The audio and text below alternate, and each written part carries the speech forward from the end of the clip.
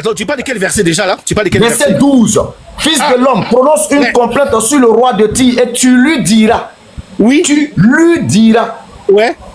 Donc, qui est le Tyr qui mettait le sceau à la perfection? Mais c'est le roi de Tyr. Très bien. Tu étais plein de sagesse et parfait en beauté. C'est qui? Ouais. Mais c'est toujours le roi de Tyr. Verset 13. Tu étais en Éden, le jardin de Dieu. C'est qui le Tyr là? C'est qui? Non, mais est-ce que le roi de... Excuse-moi. Le Tyr là d'abord, c'est qui? Béni. Non. Béni. Il s'agit du roi de Tyr. Mais est-ce que le roi de Tyr... Est-ce que le roi de Tyr était en Éden? C'est faux. Le Tyr là. Non. Le roi de Tyr. Non, écoute-moi, fidèle. Fidèle, écoute-moi. Qui est d'abord le Tyr? C'est le roi de Tyr, mais il n'était pas en Éden. Non, je viens, s'il te plaît, je viens. Donc, si on est déjà d'accord que le Tyr, c'est le roi de Tyr, et que maintenant, toi, tu me demandes, est-ce que le roi de Tyr a une fois été en Éden? Ça, c'est une autre explication que je suis prêt à te donner, de la manière la plus plausible et la plus claire. Mais tu peux m'expliquer ça? Mais avant, moi, j'ai dit que le Tyr, sur la base de la lecture littérale, le Tyr ici, c'est le roi de Tyr. Maintenant, toi, je te retourne la question. Démontre-moi, sur base de la Bible, que le Tyr ici, là, c'est Satan. Vas-y. Mais justement, c'est ce que je te disais, mais que tu contredisais. Je dis ici, le roi de Tyr, qui est un homme. Parce que, effectivement, il faisait une complainte à le roi de Tyr. Mais on découvre que ce roi de Tyr, il était chérubin. Donc, ça veut dire que le roi de Tyr dont il est question ici, il ne s'agit plus de lui. Donc, ça veut dire que le roi de Tyr était justement occupé par qui? Je dirais même possédé par qui? Par le chérubin qui était en Éden. Puisque le roi de Tyr n'a jamais été en Éden. Il n'était pas chérubin. Tu comprends? Donc, du coup, tu ne comprends pas ce passage-là. Parce que si, dans ton explication, le roi de Tyr serait le chérubin, c'est faux. C'est Satan, justement, qui était un archange, un astre comment on dit là même, qui était un astre du soleil, ou bien un astre brillant plutôt, qui était justement en Éden. C'est lui, justement, qui prend possession du roi de Tyr. Ok, Abou, pardon, fidèle, écoute-moi bien. Oui. Tu vois que moi, quand j'ai pris le test, je montrais aux 577 personnes qui est le Tyr selon le test.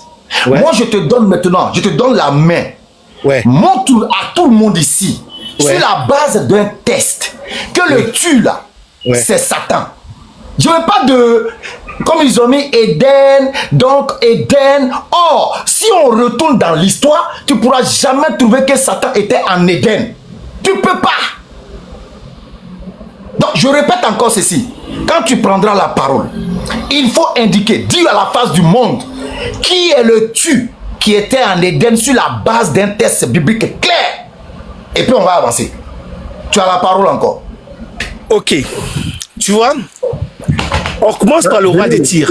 Il est l'heure de la Sola dans 1 minute. Ok, Inch'Allah. Moi, je pars. Je vais au paradis rapidement. J'invite tout le monde à me suivre au paradis, Inch'Allah, pour qu'on puisse bénéficier de bonnes grâces d'Allah. Je reviens.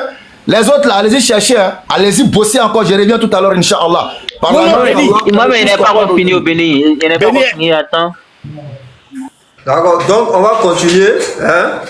Je vais remplacer momentanément Béni Islam. Voilà. Voilà, momentanément, je le remplace. Ok, d'accord. Voilà. Ok, d'accord. Alors, le test que je disais, le prophète Ézéchiel s'adresse au roi de Tyr. D'accord? Qui est le Tyr. On est d'accord? Et après, à partir du 13, il dit, tu étais en Éden, le jardin de Dieu, tu étais couvert de toutes pièces, manchette, je ne vais pas citer, tu étais un chérubin protecteur, aux ailes déployées. Le roi de Tyr n'a jamais été un chérubin aux ailes déployées. Donc, ça veut dire qu'en fait, le roi de Tyr dont il est question ici, et comme j'ai dit tout à l'heure, je disais tantôt que le diable est un esprit créé, Satan est un esprit créé. Donc, du coup, comme on verra après dans Genèse, évidemment, c'est lui qui agissait dans le roi de Tyr. Donc, quand comment il s'appelle, Ézéchiel s'adresse au roi de Tyr, il s'adresse en même temps à Satan. C'est la même chose que dans l'évangile que je voulais citer, puis il a commencé par refuser. Voilà. Donc, du coup, on découvre donc qu'il était donc un chérubin protecteur aux ailes déployées.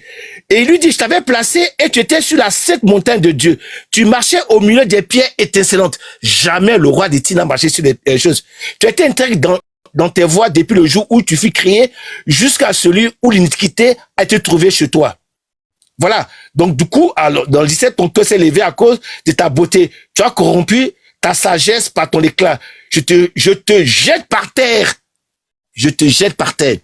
Si le roi de Tyr était par terre, pourquoi il le jette par terre? Donc, il le jette d'où? Mais du ciel. C'est logique.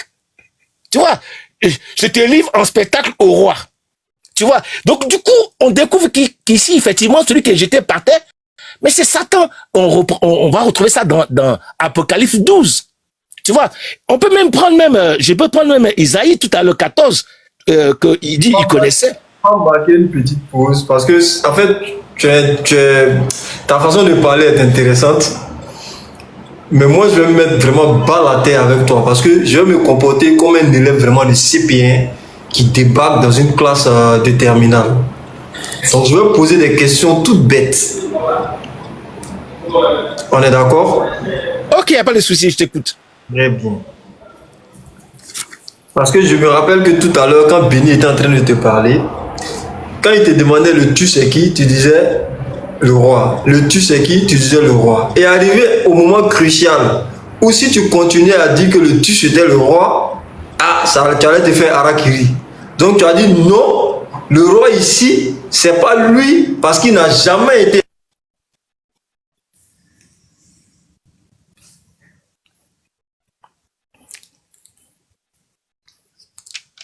On t'entend pas, Cam. On t'entend pas.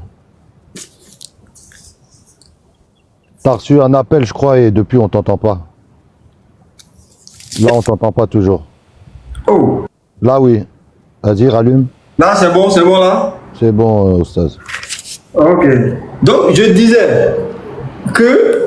C'est bon maintenant le son? Oui, oui. Ok, très bien. Donc, je disais que le frère, quand Béni est en train de lire le même passage, il disait tu sais qui? Toi, tu disais le roi de Tyr. Il disait tu sais qui? Tu disais le roi de Tyr. Maintenant, arrivé un moment, tu savais que si tu disais le roi de Tyr, ça allait te condamner. Donc, tu as dit non, attention, c'est pas le roi de Tyr parce que le roi de Tyr n'a jamais été en Éden. Donc, c'est Satan qui a pris possession du roi de Tyr. Donc, Béni te dit, on te laisse le micro, explique-nous par quelle alchimie le roi devient le Satan. Donc, c'est ce qu'on écoute. Donc, si tu vas reprendre, ça va nous faire plaisir. Parce que là, on partait dans d'autres passages, alors que moi, je suis au CP1. Donc, on t'écoute. Alors, en intro, je disais qu'en fait... Redonne-moi le passage, c'est Ézéchiel, non? Ézéchiel 28, non? C'est Ézéchiel 28, parce que je suis parti dans Ésaïe 14 aussi pour faire la même démonstration. Non, laisse Ésaïe 14 pour le moment. On va aller dans Ézéchiel, voilà, on va aller dans Ézéchiel 28. Tu pourras faire avoir recours à ça si tu veux. On va aller dans Ézéchiel 28. Je disais, tu vois, tantôt, j'ai commencé en intro, je disais en intro que Satan est un esprit créé. C'est un esprit créé. Et comme c'est un esprit créé, donc lorsqu'il se manifeste dans des êtres visibles, comme un serpent, comme un dragon, comme un homme. Et je vais commencer par dire, par exemple, lorsque le Christ a libéré quelqu'un, un enfant qui était possédé, il s'adressait à Satan, il dit, sors de ce corps.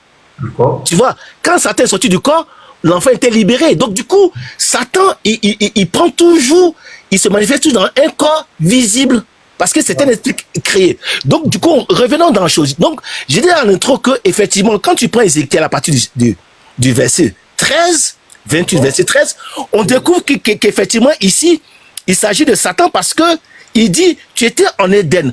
Or, au départ, dans le 2, on dit, il s'adressait au roi de Tyr. Donc, le roi de Tyr est un homme. Mais jamais le roi de Tyr n'a été en Éden. Jamais il n'a été un chérubin protecteur. Jamais comme il a été un astre.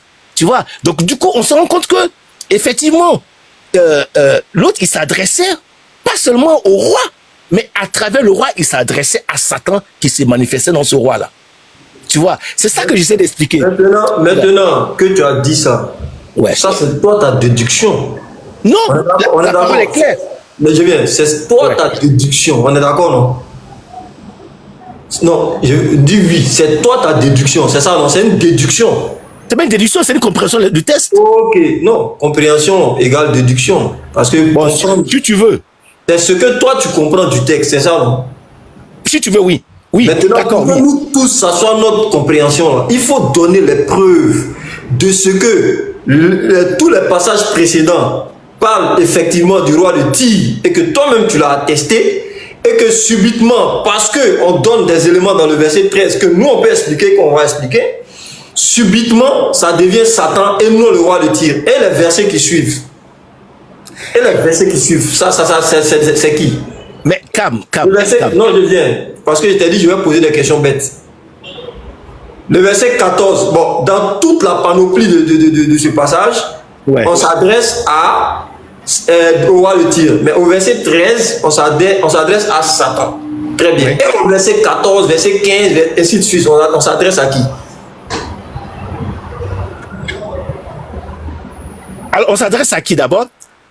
Ézéchiel s'adressait sur le plan physique, d'accord? Parce que tu vois, il y a deux enjeux. Le premier enjeu, il s'adressait au roi de Tyr sur le plan physique. C'est-à-dire que si quelqu'un... Excuse-moi, frère. Le verset 14. Le verset 14, tu dis... le verset 13-14, tu dis ça s'adresse à Satan. On est d'accord? Oui. Maintenant, le verset 15 qui dit ceci. Tu as été irréprochable dans toute ta conduite depuis le jour où tu as été créé jusqu'à ce que le mal se soit trouvé chez toi. Ça s'adresse à qui?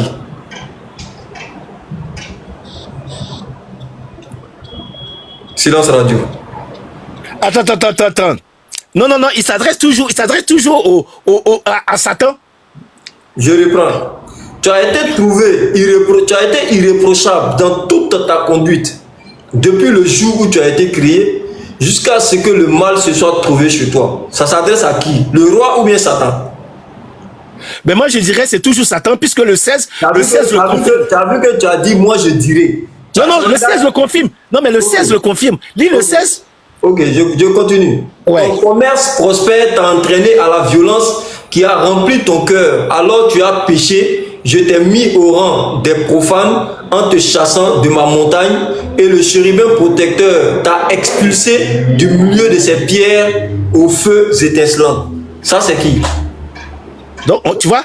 Non, ça, c'est qui? Non, ici, donc effectivement de Satan, le chérubin protecteur, puisque le roi de Tyr n'a jamais été un protecteur. Ah, je savais que tu allais Écoute, frère. Oui. Apprenons à placer un mot après l'autre. Parce qu'on veut se faire comprendre et faire comprendre des choses à 451 personnes. Je savais que le mot chérubin allait te pousser à tomber en transe. Mais relisons encore. Attends, je le lis, s'il te plaît. Vas-y. Tu as été intègre dans tes voies depuis le jour où tu fus créé jusqu'à ce... Non, laisse ça. On a fini ça. On est dans le verset 16. Ah, par la grandeur de ton commerce, tu as été rempli de violence. Depuis quand Satan était commerçant? Non, Béni, il va. Et tu as péché. Là qui le fatigue. Il va voir ce que. Je te précipite. Vas-y. Je te précise la montagne de Dieu. Je te fais disparaître chérubin protecteur du milieu des pierres étincelantes. Ton cœur s'est élevé à cause de ta beauté. Tu as corrompu ta sagesse par ton éclat. Je te jette par terre. Je te livre en spectacle au roi. Si je te jette par terre, je te jette d'où par terre? Je te jette du ciel jusqu'à par terre. Non. Je te jette sur terre. Si c'était je te jette sur terre, tu pourrais sous-entendre qu'il était au ciel. Mais je te jette par terre. Mais même toi, si moi je t'attrape que je te mets à terre, je vais dire quoi? Je te jette par terre. C'est une manière de rabaisser. C'est le rabaissement que cela veut dire. Et c'est du français, ça n'a rien de symbolique, ça n'a rien de comment on appelle le mot parabolique. C'est du français, jeter par terre, ça veut dire faire tomber en fait. Non mais excuse-moi, ça c'est une première compréhension, je sais par terre, mon cher. Mais aussi ça peut dire, quand je jette par terre, je jette du ciel par terre. Aussi.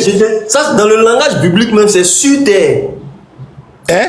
Je te jette sur terre, mais je te renvoie sur terre, mais je t'envoie sur terre. C'est comme ça que la terminologie biblique parle et où il s'exprime quand il s'agit de ciel et terre. Tu veux qu'on vérifie ça par Apocalypse 12? Non, tu vérifies, il n'y a pas de souci. Je te lis Apocalypse 12. Qu'est-ce qui est marqué, justement? Maintenant, tu finis Apocalypse 12 là. On revient ici, hein, parce que... Mais moi, je voulais demander quelque chose. S'il vous plaît, c'est... Comme, est-ce que tu peux me le redonner? Non, je te le redonne. J'ai chauffé un peu ta place. Merci beaucoup. Demander quelque chose. Mais quand on parle de Ti, c'est une ville. C'est une ville. N'est-ce pas? S'il vous plaît, Dégla, s'il te plaît. Comment on appelle? Fidèle. Oui. Fidèle. Oui, je te demande Ézéchiel 28 avec ton affaire de tu étais en Éden là. Ouais. Je pense que je t'ai dit ce qu'il fallait, mais tu as dit que c'est Satan. Mais non, mais je viens. Quand vous dites que c'est Satan là, c'est dans votre tête. C'est pas le texte qui le dit. C'est pourquoi tout à l'heure avant de partir, je t'ai dit ceci.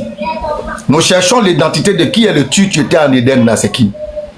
Maintenant pour le chrétien, une fois qu'on dit Éden, c'est au jardin de Dieu, on ne peut plus. Par exemple, sur la terre ici là, on dit ah franchement je suis dans un paradis. Ou bien lui là il vit comme s'il était dans le jardin d'Éden.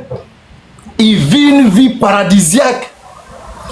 Le roi de Tyr là, Éden ici ce n'est pas le paradis. C'est le royaume du roi qui est considéré comme Éden à cause du bonheur qui s'y trouvait. Pourquoi le terme chérubin? Pourquoi le terme chérubin? Protecteur. Parce qu'il se prenait pour Dieu et il disait que lui là, il protégeait son peuple. Et là, c'est le commentaire de André Mathéus que je suis en train de lire dans la Bible annotée. Un chrétien. Donc c'est dans votre tête que quand vous attendez chérubin, c'est Satan. Pour régler ce problème-là, je posais une question. Tu étais en Éden. Moi, je dis, le tu, c'est le roi de Tyr, selon le verset 12. Fidèle, le tu là, c'est qui? Donne-moi une preuve textuelle de la Bible pour dire que le tu, comme moi j'ai fait dans le verset 12 là, je dis c'est le roi de Tyr qui est le tu du verset 13. Tout ce qu'on va dire là-bas concerne le roi de Tyr. Et la suite du texte va démontrer qu'il s'agit du roi de Tyr, avec qui on est en train de faire des comparaisons avec un chérubin, avec le jardin d'Éden, avec toute la gloire, toute la fortune que Dieu lui a donnée. C'est ça qui est comparé ici. Prouve-moi que je mens en montrant aux 481 personnes que le tu là, c'est Satan. Voici le texte qui dit que tu étais en Éden, c'est Satan. Puisque quand on retourne, c'est tu étais. Donc on peut vérifier ça dans l'histoire. Je suis retourné dans l'histoire de la Genèse. Voici le texte qui atteste que Satan était chérubin en Éden avant de sortir. Donne-moi ce texte. Et puis le débat il est fini. On s'en met plus. Merci Béni parce que enfin, merci vraiment. Tu as dit tout à l'heure que on peut dire j'étais en Éden parce que c'est beau. Alors je lis le texte. Tu étais en Éden, le jardin de Dieu. Le débat est clos. Le jardin de Dieu. On n'a pas le jardin de quelqu'un d'autre. Hein? C'est le jardin de Dieu. D'accord? On a précisé. Le jardin de Dieu. Tu étais couvert de toute espèce de pierres précieuses, de sardone, de topaz, de diamants. Tu penses que le roi de chrysolite, d'onyx, mais excuse-moi, on dit c'est le jardin de Dieu. Donc du coup, c'est dans le débat clos.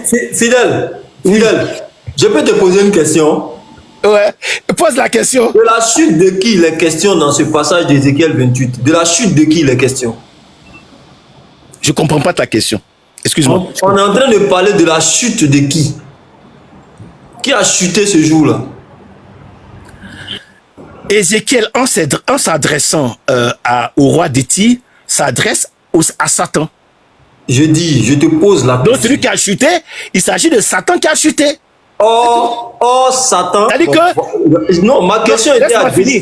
Ma question était à dessein. Est-ce que quand tu lis le texte et l'esprit du texte là, il s'agit encore de la chute de Satan? Oh, Satan avait déjà chuté selon vous-même dans Apocalypse. La chute de Satan, c'est dans Apocalypse. Maintenant, Satan lui fait chuter les gens. Satan là, lui fait chuter les gens maintenant. Ce récit ne peut pas relater la chute de Satan. C'est que Satan chute combien de fois alors? Satan chute combien de fois? Parce que quand une fois que lui chute là, sa chute est racontée selon vous dans Apocalypse. Maintenant c'est après sa chute que lui fait chuter les autres. Donc ici là, il s'agit de la victoire de Satan si on veut bien analyser. pour qui analyse bien les textes, quand Satan réussit à faire chuter quelqu'un là, c'est pas, comment on appelle ça, Satan qui chute, hein, c'est la personne qui chute, c'est une victoire pour Satan. Donc le récit de la chute du roi dont on parle, c'est la finalité, c'est la consécration de l'œuvre de Satan. Je prends un exemple tout simple. Si toi, fidèle, tu es un pasteur prospère et qui, dans l'ombre, collaborait avec Satan, et qui, un jour, Dieu décide de t'exposer, c'est le jour de ta chute qu'on va raconter là. Dis-moi, ça sera un jour de réjouissance, de gloire, de fête pour Satan, ou ce sera un jour de tristesse pour lui, parce qu'il aura gagné une âme pour lui.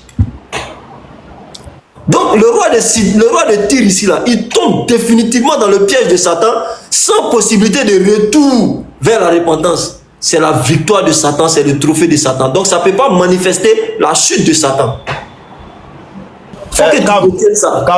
Moi je pense que pour régler ce débat là, s'il y a quelqu'un d'autre qui est apte à prendre la parole, il demande, on lui donne la parole. Le test là, nous cherchons qui es-tu. Tu étais en Éden. Mais le tu c'est Satan. Non, fidèle, jusque là tu n'arrives pas à nous sortir de test. Mais tu pourquoi? étais en Éden. Moi je dis, sur la base du test lui-même là, c'est le roi de Tyr. Tu dis non, que ce serait Satan. Il dit ok, tu étais en Éden. Ça veut dire que c'est vérifiable. Est-ce qu'on peut trouver une source où Satan était en Éden, recouvert de toutes ses pierres, avec son commerce, avec tout ça? Oui, moi j'ai la réponse. Bon, il y avait des chérubins en Éden. Il y avait deux chérubins à l'entrée du jardin. Il y avait deux chérubins. Tu mens encore. Il y avait deux chérubins à l'entrée du jardin. Il y avait des chérubins dans Éden. Voilà, celui qui peut monter lui là encore là, on passe en temps. Béni, quelqu'un dont l'éducation est foirée. Quelqu'un qui monte dans un panel où il y a plus de 492 personnes et qui vient exposer l'état mental de ce qu'il est et de toute sa suite là. Vous ne le faites plus monter ici. Nous musulmans, on est sur des panels qui sont sérieux. Attends, excuse-moi. C'est pour apporter tes argumentaires. Quand tu montes, tu te mutes. Et puis maintenant, on te demande, on te donne la parole. Tout à l'heure, il a dit quoi? Il a dit s'il y a des gens qui peuvent répliquer. S'il vous plaît. Fidèle, il fait un recadrage, laisse-le parler. Béni, vas-y. Donc j'ai dit tout à l'heure, s'il y a des gens ici qui veulent parler là, qu'ils se démutent pour te soutenir. Dès que toi tu montes, je peux, tu es en train de mentir, tu es en train de passer, vous êtes sonné. Les argumentaires qui sont déposés, ça vous sonne. Et je jure par Allah, il n'y a pas son chrétien qui peut contredire ce qui est en train d'être établi. Je sais de quoi je parle, Izimila. Je sais de quoi. Je vous ai déjà dit, je ne mets pas mon pied dans un sujet que je n'ai pas encore compris. Si tu vois que j'ai mis mon pied dedans, et puis il te dit, viens, la meilleure chose que tu puisses faire là, c'est de ne pas venir. C'est de ne pas venir. Béni, je peux parler? On est là depuis là, je te pose une question simple. Non mais Béni, tu c'est Satan. Mais Béni, on te donne les faits, tu contestes. Donne-moi seulement la preuve. Fidèle, attends. Je veux seulement une preuve, un test où on va voir que Satan a une fois été en Éden, recouvert de pierres précieuses. C'est tout ce que je demande. Où il a fait commerce, tout ça là. Attends. Une question. Mais c'est... Glace, s'il te plaît. Glace, s'il te plaît. Tu étais en Éden, jardin de Dieu. Tu étais couvert de toutes pierres précieuses, des sacerdotes, tout ça là. Tes tambourins, tes flûtes étaient à ton service, préparés pour le jour où tu fus créé. Tu étais un chérubin protecteur, aux ailes déployées. Je t'avais placé. Montre-moi un test. Mais qui va nous... Attends, laisse-moi finir. Qui va venir confirmer ce que nous sommes en train de lire. Ah, alors, voilà dans le jardin d'Éden, voilà le texte qui démontre que Satan a une fois été dans le jardin et la description qui est faite dans Ézéchiel 28 correspond à ce qu'il avait été. Voici la preuve. Voilà, j'éteins ma caméra, je m'en vais. Je suis à 16% même. Je coupe le live, je m'en vais. Alors, c'est qui je demande? Alors, tu m'as écouté, Béni? Si tu n'as pas ça, quelqu'un d'autre va monter, on va prendre d'autres personnes. C'est la dernière question. Je te donne ce test et puis je m'en vais. Voilà. Merci. Isaïe 14. Non, parce que Isaïe 14, tu dis, tu disais tout à l'heure que... Non, je vais dans Isaïe 14 parce que tu dis, tout à l'heure vous contestez le fait qu'il soit tombé du ciel. Je donne un test du ciel. Isaïe 14. À partir du verset 11. Tu t'as t'enfoncer encore. Est descendu dans le séjour des morts avec le son de tes luttes. Sous toi est Sous toi est une couche de verre et les verres sont ta couverture. Te voilà tombé du ciel. Pause. Te voilà tombé du ciel. S'il te plaît, pause. 30 secondes. Les verres sont ta couverture. Ça veut dire quoi? S'il te plaît. Non, attends, Béni, change pas. Bon, toi, je commence quelque chose, tu m'arrêtes. Fidèle, salam alaikum. Désolé, oui, d'accord. Mais non, mais tu vois, on peut pas. Allez, au suivant. Si tu touches Ésaïe 14, tu es mort. Ézéchiel 28 est 1000 fois mieux. On peut un peu discuter là-bas. Tu peux un peu t'en sortir. Mais dans Ésaïe 14, là, c'est catastrophique. Reste dans Ésaïe 28. Débrouille-toi là-bas. Débrouillons-nous là-bas. Ne touche pas à Ésaïe 14, c'est catastrophique. On y va, au suivant. Frère, oui. Est-ce que avant de fabriquer une voiture, il y a d'abord ce qu'on appelle la créa? Non, même pas. Hein? Non. Bon, ça demande déjà que tu n'as aucune notion. Écoute-moi, s'il te plaît. Je ne vais pas débattre avec toi, je vais t'enseigner, Inch'Allah. Non, tu ne peux pas m'enseigner. Là, c'est moi qui mens. Tous ceux, si tu veux parler d'enseignement, je paye mon billet même pour que toi et moi, on va face à face pour voir si tu peux m'enseigner. Tu peux enseigner beaucoup de gens, sauf moi. Tu mens même. Un gros M. Je peux. Parce que Dieu seul qui est créateur. Est-ce que je peux maintenant? Est-ce que je peux? Est-ce que je peux? Vas-y, je te laisse. Merci. Je me mute. Avant toute fabrication, en tout cas pour tout professionnel, même pour les amateurs, avant toute fabrication, il y a ce qu'on appelle la créa. Peut-être comme tu n'es pas le domaine de l'art, tu ne peux pas comprendre. Il y a ce qu'on appelle la créa. La créa, c'est l'avant-première de ce qu'on compte. On parle de la création là. On sait très bien de quelle création on parle. Oh, vous ne connaissez rien. Tu ne peux pas m'enseigner. Ah ouais, toi tu connais quoi faire? Quand on parle de création là, tu sais très bien ce que c'est que la création. Allez, au revoir. Voilà, ils sont... On dirait qu'ils montent juste pour dire je suis trop fort, vous êtes nuls, tu vas voir, toi tu peux me croiser, que des choses comme ça là. Samir, il n'y a rien. Samir, prends même les stylistes modélistes. Un styliste modéliste, avant d'aller à la machine te faire d'abord la créa, il prend un stylo ou un crayon, une feuille, il te fait une maquette qu'on appelle la créa. C'est clair. Et quand il finit la créa, il passe maintenant à la phase de réalisation. Mais c'est clair, Oustaz. Excusez-moi, juste deux secondes. Salam alaikum wa rahmatullahi wa barakatuh. Sur cette question des créateurs, là, en matière d'innovation, les humains ont quelques mots comme ça pour parler d'innovation. On parle d'invention, on parle de création, on parle même de trouvailles. Celui qui a fait le premier moteur, on va dire celui qui a créé le moteur, c'est comme ça on va l'appeler, le créateur du moteur. Celui qui fait une chose pour la première fois, qui trouve une chose pour la première fois, qui la façonne pour la première fois, on dira celui qui a créé. Donc, dans l'entendement des humains, là, il y a aussi des créateurs parmi les humains. On a un artiste en Côte d'Ivoire ici qui dit que lui s'appelle le créateur. Donc, toute personne qui croit qu'elle crée quelque chose, là, elle a dit en réalité, c'est lui le meilleur des créateurs. Et le mot meilleur qui est sur lui, son créateur, là, c'est pas fortuit. Ça veut dire qu'il est le créateur par excellence. Celui qui crée en ne s'inspirant pas d'un modèle préalable. Celui qui crée en créant les éléments qui vont servir à la création du produit fini. C'est-à-dire qu'il crée la matière première et il crée le produit fini. L'homme, par exemple, a été créé de terre. La terre, là, c'est Dieu qui a créé la matière première. C'est lui encore qui a créé le produit fini. Or, les créateurs humains vont s'inspirer de ce que Dieu a déjà créé en modèle et puis vont utiliser sa matière première. Donc, si quelqu'un ne comprend pas ça, c'est que voilà, c'est pas... Est-ce que tu peux nous mettre la définition? Tu peux mettre la définition. Comment allez-vous? Oui, ça va bien, s'il vous plaît, 30 secondes. Est-ce que tu peux nous mettre la définition de fabriquer pour l'enfant Eburni 225? Ça, c'est Razak qui peut faire ça. Razak, tu es là? Oui, bon, je ne sais pas qui peut le faire ici. Malheureusement, il n'est pas là. Sinon, il allait mettre la définition de fabriquer. Là, le jeune Eburni 225 allait comprendre que dans la définition de fabriquer, là, il y a créé. Créé qui vient avant, ensuite les autres modèles sont fabriqués à partir de ça. Voilà, il y a créé. Il y a la créa. La créa, c'est l'avant-projet. de ce que l'on compte réaliser. On pourra appeler ça, par exemple, dans le langage du bâtiment, la maquette. La maquette est une créa du bâtiment que nous comptons construire. La maquette. Et de la maquette fabriquée, nous allons maintenant à la réalisation.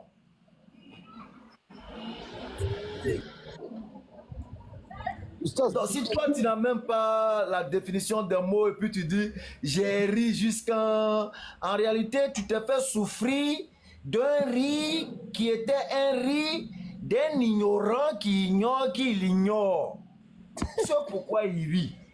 S'il n'était pas irrespectueux, on allait l'écouter, malheureusement. C'est ça, Cam, Benny. On les fait monter pour qu'ils viennent débattre avec nous. C'est pour ça qu'on les fait monter. Ils sont là, ils sont on est dans l'embouteillage pour venir. Hein. Ouais. Là, c'est trop bizarre. Maintenant, quand par exemple Allah dit il est le meilleur des créateurs. Regarde, Oui, Béni. regarde, lorsque quand on te mute, tu te démutes, oh tu es au téléphone. Or, lorsque tu prends un dessinateur qui va te dessiner le coucher du soleil, il dessine ça comme ça avec tous les détails de la réalité.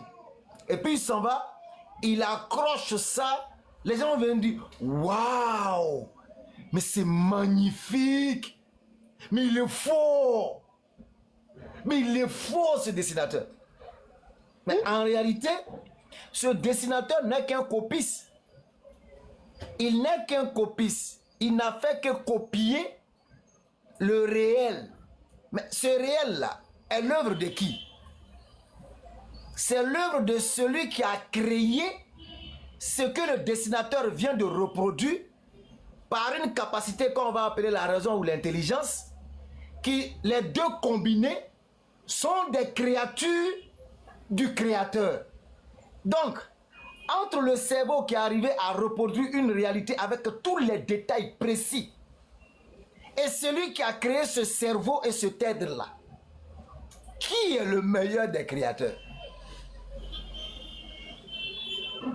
Ça là, est-ce qu'on a besoin d'avoir l'esprit saint? C'est mieux, on va avancer. Hein? Je termine. Toi-même, tu regardes la tour Eiffel. Dans ce cas-là, s'il te plaît, là.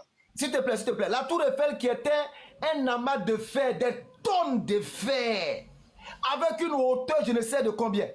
Quand l'homme même qui a fabriqué tour Eiffel, quand il s'arrête à côté de la tour Eiffel, là, on dirait une fourmi.